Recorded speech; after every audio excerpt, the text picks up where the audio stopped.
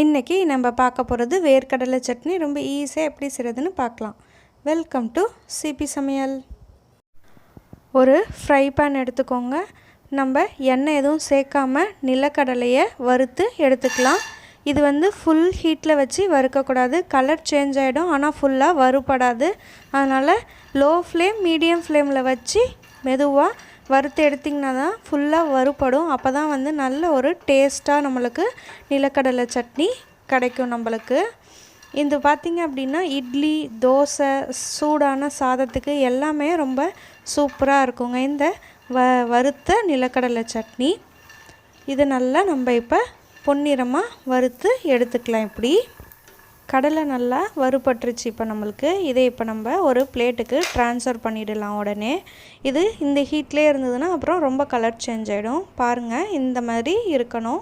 அப்போ தான் நல்ல ஒரு டேஸ்ட்டாக நம்மளுக்கு இந்த கடலை சட்னி நம்மளால் செய்ய முடியும். நல்லா ஆறுனதுக்கப்புறமா நம்ம தோல் நீக்கி இந்த மாதிரி எடுத்து வச்சுக்கலாம். ஒரு ஃப்ரையிங் பேனில் 1/4 குழிக்கரண்டி எண்ணெய் சேர்த்துருக்கேன். காரத்துக்கேற்ப வரமிளகாய் சேர்த்துக்கலாம். 4 பல் பூண்டு சேர்த்துக்கலாம். இதில் கொஞ்சமாக ஸ்பைசினஸ் இருந்ததுனா தான் இந்த சட்னி நம்மளுக்கு நல்லாயிருக்கும். ஏன்னா கடலையில் ஒரு ஸ்வீட்னஸ் வேறு இருக்கிறதுனால இந்த சட்னி கொஞ்சம் ஸ்பைஸியாக செஞ்சிங்கன்னா ரொம்ப சூப்பராக இருக்கும்.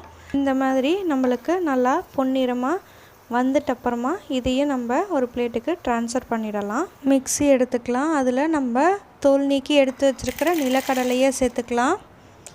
அதோட நம்ம எடுத்து வறுத்து வச்சுருக்கிற பூண்டும் வரமிளகாவையும் சேர்த்துக்கலாம்.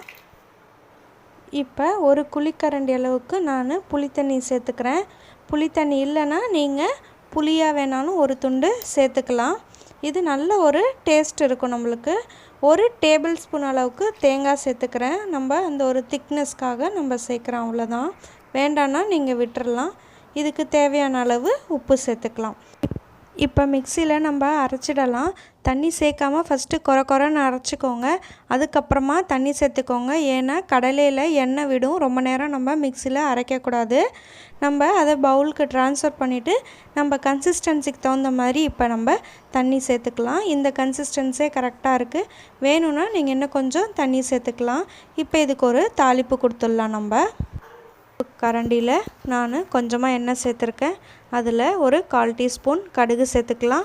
கடுகு வெடிக்க ஆரம்பிக்கும் போது உளுத்தம்பருப்பு சேர்த்துக்கலாம். 1 டீஸ்பூன் அளவுக்கு மிளகாய் 2 கிள்ளி சேர்த்துக்கலாம்.